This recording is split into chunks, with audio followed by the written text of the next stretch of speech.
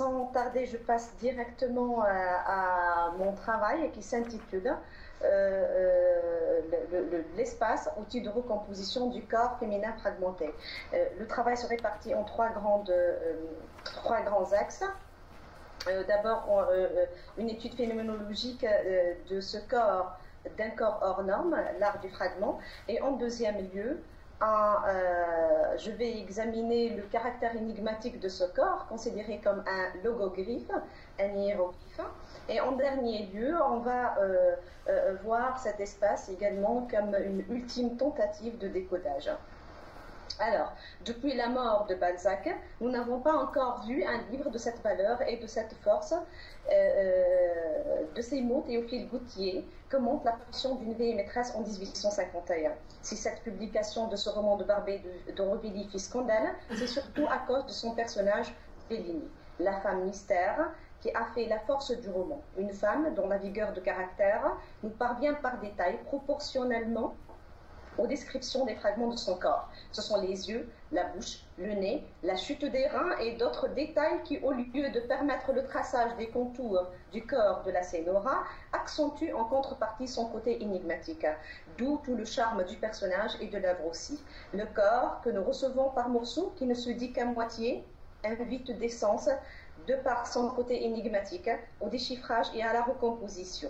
Par conséquent, s'opère l'activation de cette puissance majeure de nature humaine, c'est-à-dire l'imagination. Dans un siècle qui ne laisse apercevoir des corps qui peuplent sa littérature, que des fragments, l'auteur comme le lecteur ont intérêt à interpeller leur imaginaire.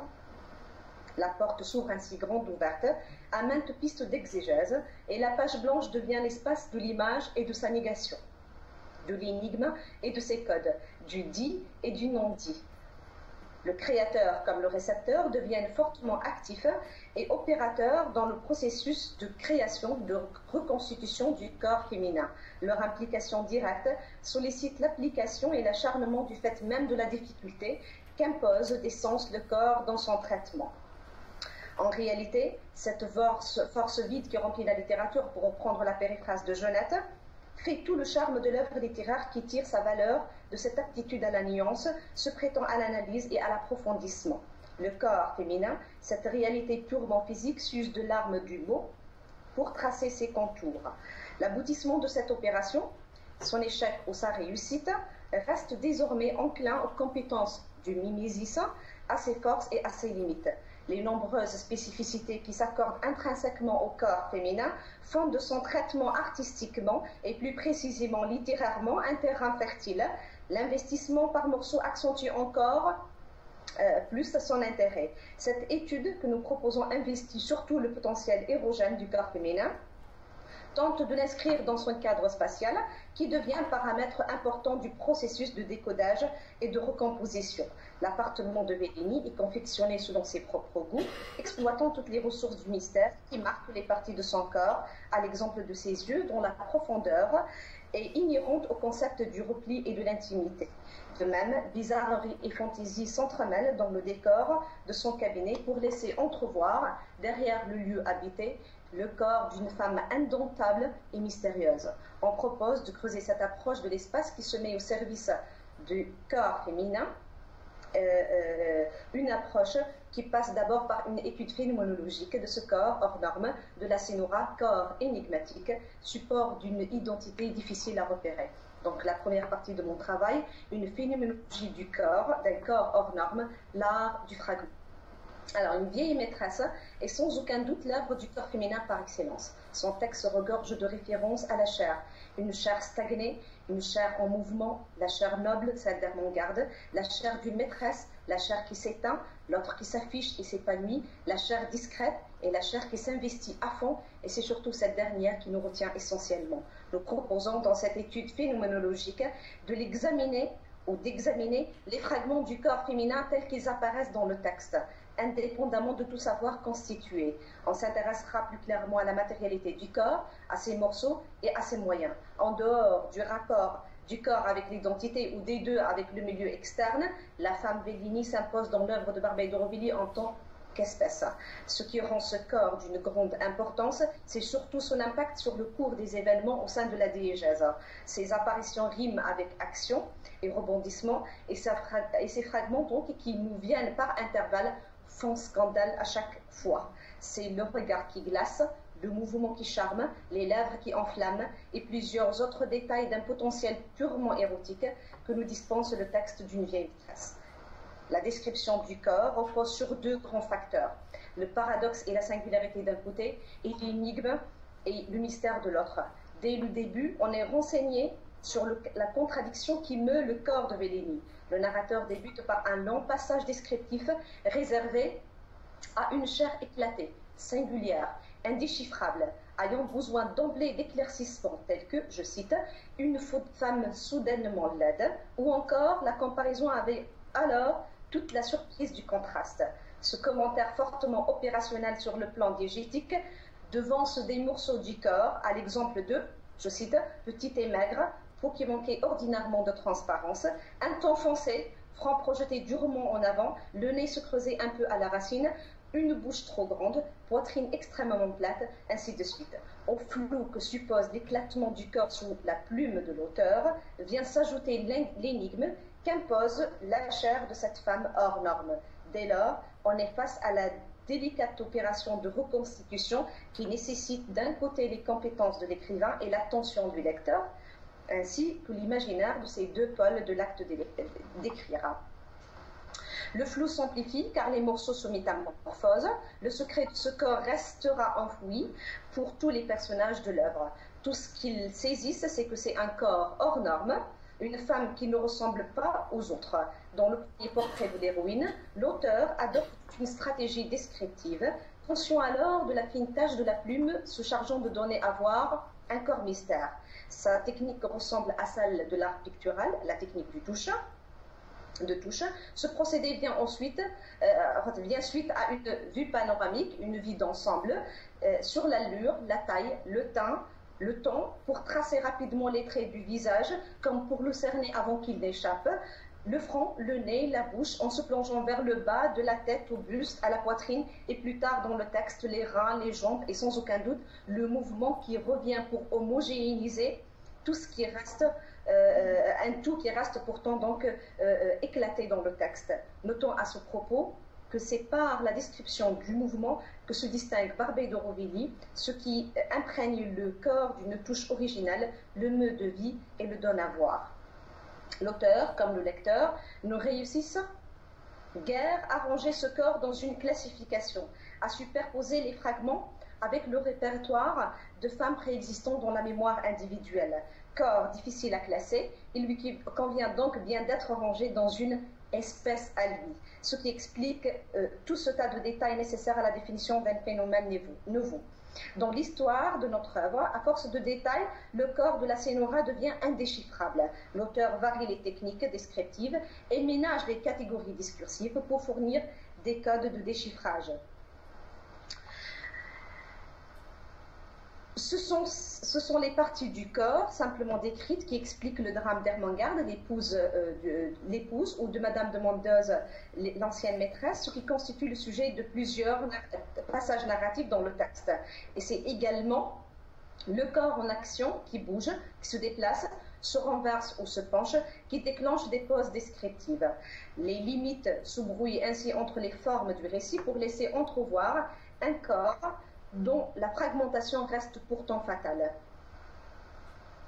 En plus des procédés précédemment cités, qui se mettent au service d'une phénoménologie du corps, s'ajoute l'art du mouvement, un art que l'auteur, comme son personnage, utilise et maîtrise parfaitement. C'est d'abord un outil que Barbey d'Aurevilly fournit à son lecteur pour l'aider dans sa mission de décodage de ce corps qui résiste à l'appréhension et à la compréhension. Et pour Bellini, privé d'une beauté éblouissante comme celle d'Ermengarde ou d'Olivia, c'est également son arme pour exister en tant que femme et s'affirmer en tant que corps assouvi et assoiffé d'amour et de tendresse.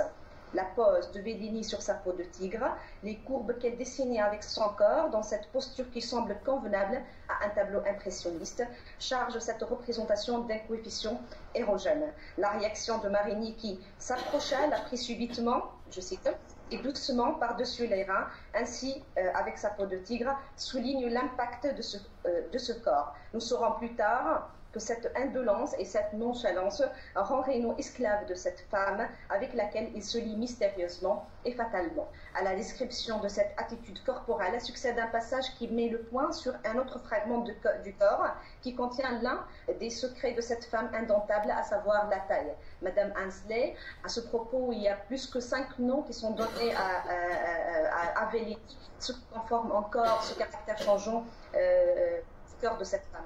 Donc je cite, Madame Ansley était petite, les hanches plus élégantes que fortes, mais la chute audacieuse des reins accusait l'origine mauresque. On est face à une femme qui sait se faire et se confectionner ses propres moyens de séduction, qui sait mettre, elle comme l'auteur, l'accent sur ses fragments forts et les adapter au service de ses goûts. Vellini contemplé comme un tout indissociable ou comme des parties parsemées sur l'espace de la page, mais en tout cas l'image demeure incomplète car il reste toujours quelque chose de non dit, de non exprimé, faisant peut-être l'essentiel de son charme et celui du texte orwellien. Vellini qui, je cite, se renversait tout en causant sur le dossier de son fauteuil avec des torsions enivrantes, ou qui reprenait, je cite encore, sa pose rigide d'avant-souper auprès de la cheminée, sublime par le mouvement les traits de son corps et donne à voir la chair en action, ce qui se présente à l'œil s'agite également devant le regard, se modèle et se façonne. On a à contempler donc des jambes en action, les reins qui se déhanchent, dans un mouvement dont elle seule maîtrise l'art et possède le secret. Le mouvement qui révolutionne constitue pour l'auteur comme pour le lecteur l'une des tentatives de déchiffrer le corps. Je cite, « C'est vraiment par le mouvement que cette femme était reine et reine absolue, reina netta », confirme le narrateur. Lorsque Vellini trempait sa lèvre avec une sensibilité pleine de flammes, elle donne à voir et non pas seulement à lire, voir un spectacle éblouissant, celui du corps en mouvement.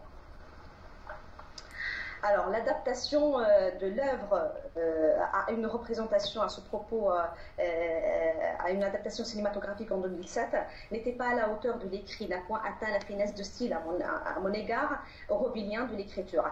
Catherine Breillat, la réalisatrice, avec toute la focalisation qu'elle faisait sur le corps féminin et ses puissantes potentialités érotiques, a privé Vellini de l'aura, du mystère qui l'enveloppe et fait tout son charme.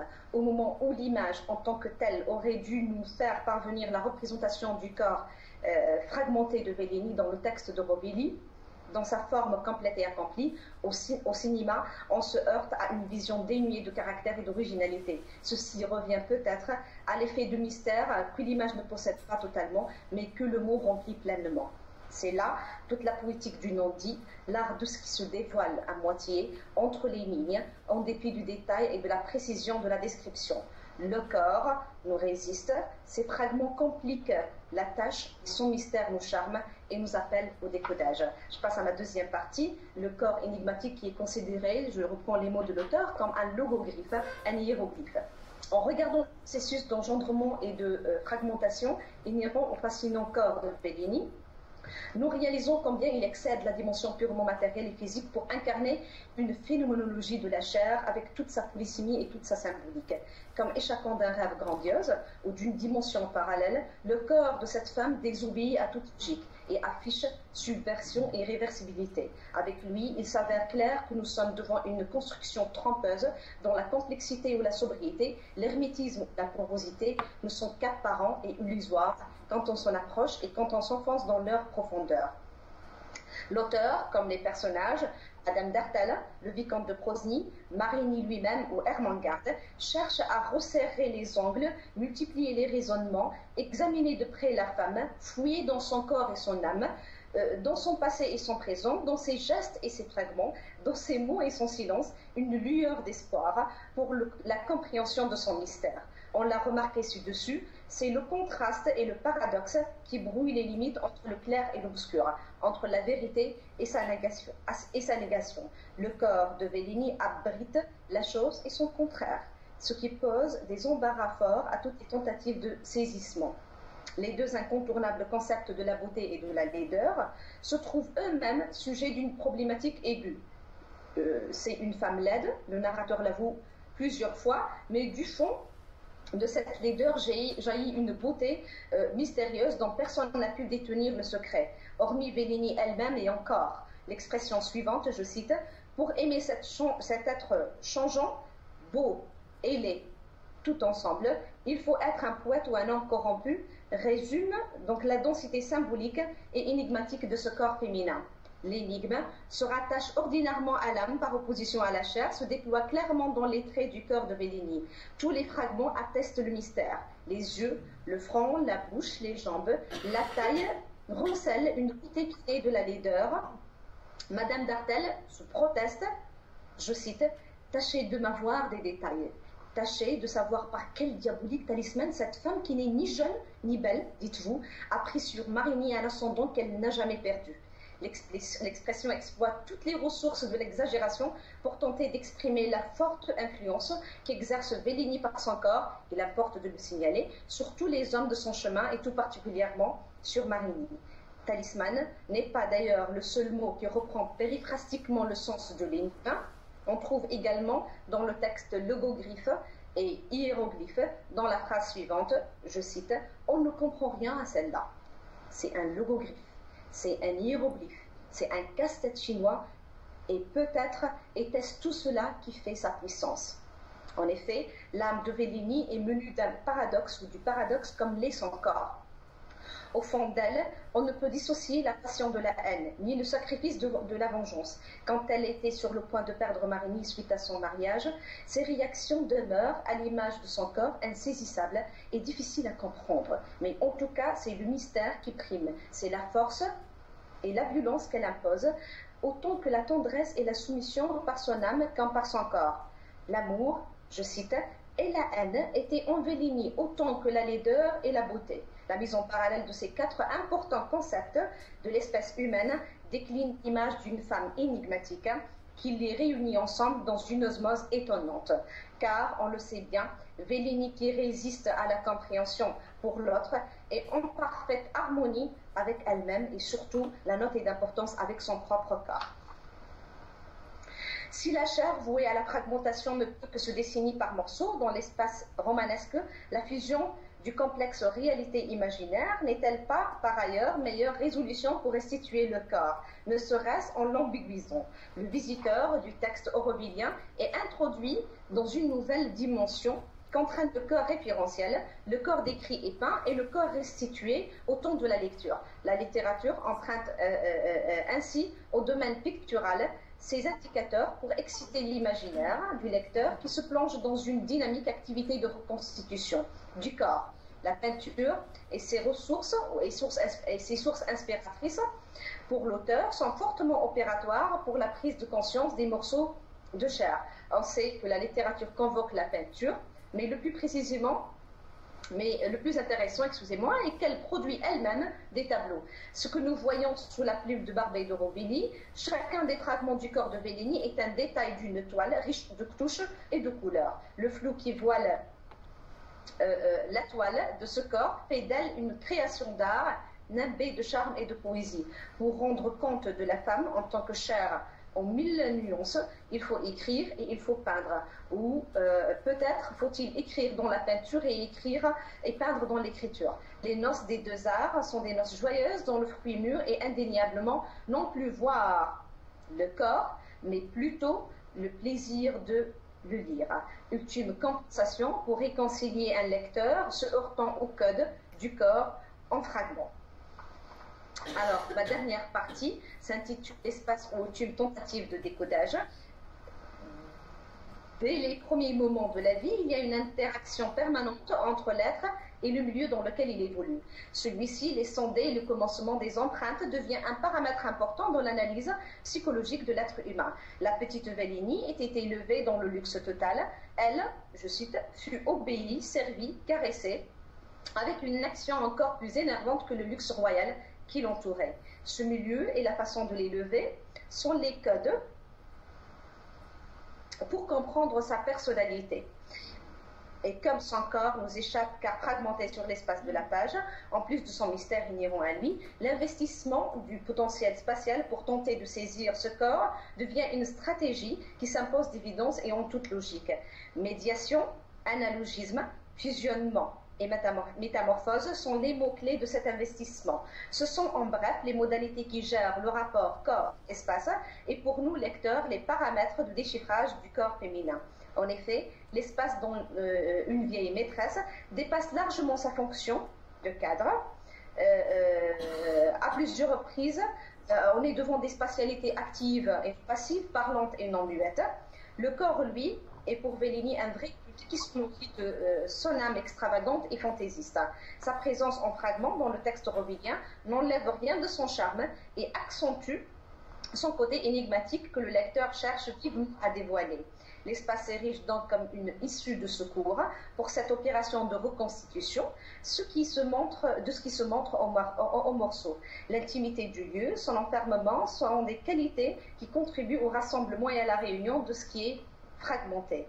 La description du corps de cette femme se fait le plus souvent dans des lieux enfermés, allant de l'appartement à la grotte en passant par la cabane de pêcheurs. Le rétrécissement croissant visualise de plus en plus le corps dans un espace réduit qui minimise les distances et vise l'union. Au tout début de l'histoire, le constat qui s'ensuit du rapport corps fragmenté-espace se rapporte essentiellement à l'analogisme. En effet, à l'image de la chair en morceaux de Bellini, l'appartement affiche mystère, lui aussi. L'auteur signale à deux reprises le caractère masculin de cet espace. Je cite, l'appartement ne ressemblait guère à un appartement de femme ou enfant et ont pu se croire chez un homme. Ces deux affirmations viennent enchérir sur le caractère incompréhensible de ce corps féminin hors norme. L'empreinte de bizarrerie qui teint le corps de cette femme se voit claire dans la comparaison avec son espace réduit, celui d'un homme. Alors, dans cette première étape qui se situe au début de l'histoire, l'espace se présente lui aussi par morceaux. On voit les draperies, les lambris, les rideaux, la cheminée, les fauteuils, les tapis, les meubles et d'autres détails que le lecteur essaie de visualiser pour voir l'espace et par son biais le corps. Les yeux, le front, les jambes, les cheveux, tout atteste la visibilité et l'impossible compréhension. L'hermétisme est une ouverture espérée que le récepteur doit chercher acharnement. Les fragments du corps féminin se réfléchissent sur l'espace habité qui devient de par sa réflexion l'outil de déchiffrage. Je cite, « Comment nous habitons notre espace vital en accord avec toutes les dialectiques de la vie, comment nous nous enracinons jour par jour dans un coin du monde, sans Pierre Bachelard dans son étude réservée à la poétique de l'espace. La maison est véritablement ce nid du monde dans lequel l'être peut se recueillir, se rétrécir dans sa coquille, interne ou s'ouvrir à l'univers extrême. Bellini est la femme qui désire abriter son corps dans des lieux fermés. On n'est pas face à une femme qui cultive la mondanité et la vie publique, mais un être amateur d'enfermement et de réclusion. Choisir une maison revient à faire l'option du retrait et décider de fonder son propre univers, à retrouver son être et à cultiver son corps pour Bellini. La clôture, le repli et l'hermétisme réunissent le corps féminin et l'espace habité et assignent au lieu les mêmes critères de ce corps. Les qualités de mystère, d'énigme, de résistance et de pénétration font écho aux qualités de repli, d'enfermement et d'hermétisme. La ressemblance évolue à plusieurs reprises vers une fusion. On peut parler du corps en termes d'espace, comme dans l'expression suivante. La chair établit la frontière, on est dans le paradigme de l'espace, de l'identité personnelle. Fin de citation. De même, parlant de l'espace qu'a choisi Bellini, l'auteur évoque, je cite, cette grotte presque inaccessible, retirée, noire, profonde, tout comme elle, tout comme son corps, qui reste inaccessible et qui se définit par la profondeur. Des fois, on trouve dans le texte de Barbey de Robilly des phrases où les morceaux du corps s'entremêlent avec des lieux, un fusionnement qui brouille les limites entre le corps et l'espace qu'il habite ou qui l'entoure, à l'exemple de l'extrait suivant. La fille des balcons voilés de Malaga n'avait plus pour distraire la rêverie engourdie de ces longs yeux noirs que la vue éternelle du Varach accumulait devant les portes de ces chemins. On souligne nettement l'entrelacement et l'interférence entre les fragments du corps et des parties du lieu, et c'est de par ce fusionnement que l'espace sert de médiateur à la visualisation du corps féminin fragmenté. L'extrait suivant établit également ce rapport de fusionnement entre le corps et l'espace et du corps dans l'espace. Je cite: je vis nettement la malagaise assise sur le pied de mon lit, mais le buste penché vers moi, ayant pour point d'appui sa main posée près de mon lit, mais le buste penché vers moi, ayant pour point d'appui sa main posée près de mon épaule. Son visage effleurait tellement mon visage que c'était sans doute la laine de sa bouche entrouverte qui était passée sur mes paupières. Fin de citation. On parle là en termes d'espace, du corps en mouvement, et on vient de l'évoquer tout à l'heure. Le mouvement est un paramètre important dans la reconstitution de la chair en morceaux. C'est un facteur unifiant qui est intrinsèquement lié à la valeur de l'espace, car l'action, le geste, le déplacement ont besoin de spatialité. Dans l'extrait précédemment cité, on décèle le fusionnement du corps dans l'espace à travers une fusion du paradigme spatial avec celui de la chair. Buste, main, visage, bouche d'un côté et pied du lit, assise, penchée, point d'appui et effleuré de l'autre. On résulte de cette osmose un mouvement d'une grâce accablante. La chair morcelée est en mouvement, investit la valeur de l'espace pour se déployer et donner chance à la reconstitution. La fusion entre les éléments du corps et ceux de l'espace atteint son paroxysme et tend vers la métamorphose vers la fin du roman. Dans l'extrait suivant, on décèle une nette amalgame, un vrai fusionnement qui dépasse le croisement et l'interférence. Je cite: la vie pour moi n'existait pas hors de Bellini.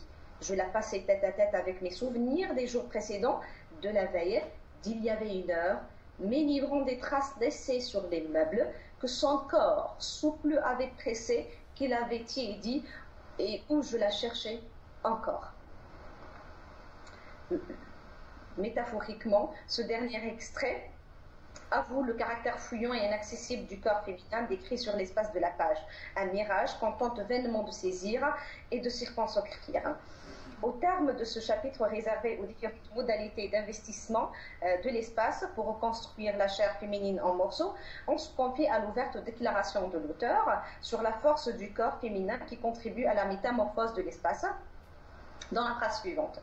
Dans cette cabane jonchée de paille, comme une grange, la plus voluptueuse des filles de la terre, la plus accoutumée à toutes les opulences de la vie, cette capricieuse qui posait en riant ses pieds bruns sur le sein nu de sa superbe Olivia, resta sur des jarbes sèches. C'est un corps, fin de citation, c'est donc un corps qui s'accommode, Dieu, qui lui inculque ses qualités, se fusionne avec lui et se définit en ses propres termes. Dans l'espace, nous lisons la souplesse, la fermeté, l'alignation ou la résistance du corps féminin. Et nous tentons par son biais de visualiser l'allure et de reconstruire ses parties. Bellini, cette femme hors norme, intériorise le Dieu et se laisse intérioriser par l'espace une sorte d'envoûtement qui permettrait une lisibilité permanente et équivoque de l'un dans l'autre. Alors, en guise de conclusion, nous disons que c'est ainsi que se dessine, du moins, l'avons-nous cru, le corps féminin tel qu'il se présente sous la plume de cet auteur fin de siècle. Si Barbey d'Aurevilliers échappe relativement à la tradition 19e qui laisse à peine le corps exister, il se trouve tout de même face à cette évidente fragmentation de la chair féminine. L'audace et la persévérance qu'il montre dans le traitement du corps féminin brouillent les limites dans la description. Ce n'est nullement la dissécrétion poétique qui enveloppe peut-être la femme baudelairienne, ni le détail fin et pudique du personnage basacien au stendhalien. C'est plutôt la chair nue, le corps libre et libéré de toutes les contraintes, la chair en action, en mouvement, que la pudeur n'entrave nullement.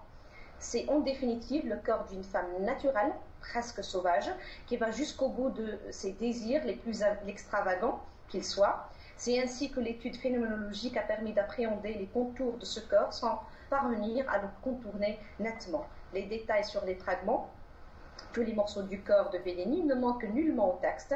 Une fois cette lucidité, cette prodigalité et cette générosité dans la description du corps sont mises en place, il a fallu réunir, recomposer, visualiser et interpréter cette chair parsemée en détail, en morceaux sur l'espace littéraire pour l'expression de Maurice Blanchot. Deux constats majeurs découlent de cette étude du phénomène du corps féminin tel qu'il se présente sous la plume de Barbey d'Aurevilly, à savoir l'étrangeté et le mystère. Le corps de la Sénora se teint d'énigmes, d'abord de par même sa fragmentation. Souvent, les morceaux réunis ne collent pas ensemble, d'autant plus que l'auteur lui-même se déclare en parfaite confusion face à ce corps hallucinant qui n'est ni beau ni laid, mais qui charme plus que tout autre. Une femme hors norme qui ajoute au mystère inhérent à la fragmentation un mystère inné qui émane d'elle et teint toutes les parties de son corps. Tout ceci complique la tâche de reconstitution qui exige dès lors des techniques et des stratégies. L'espace vient en tête de cette mission de décodage et de reconstitution, comme on l'a démontré, car facteur déterminant et puissante issue de secours, pour parvenir à visualiser le corps féminin. Le mouvement, on revient investit lui aussi les qualités de l'espace et assigne au corps une touche unifiante. Revient donc, il me reste donc à dire que toutes les tentatives de reconstitution et de saisissement du corps féminin nous échappent du fait même de son morcellement. Il nous reste également de finir avec cette phrase de l'auteur. Jamais je ne compris mieux qu'elle métamorphosait la vie autour d'elle, comme confirme le texte. Une vieille maîtresse pose des interrogations sur le charme féminin, sur le mystère de la femme et l'énigme que suppose son corps, et sans donner de réponse, il offre des pistes de déchiffrage dont l'espace constitue un facteur important. Reste à savoir si la force de l'acte littéraire, de ce produit artistique qui est l'œuvre, ne réside-t-elle pas en définitive dans ce non-dit qui fonde toute une poétique du corps féminin fragmenté. Je vous remercie infiniment pour votre attention et je ne vais pas oublier de remercier également de tout cœur Madame Véronique Knocaer, Madame Marie-Ange Rougère et Madame Valois qui ont collaboré pour que cette intervention ait lieu.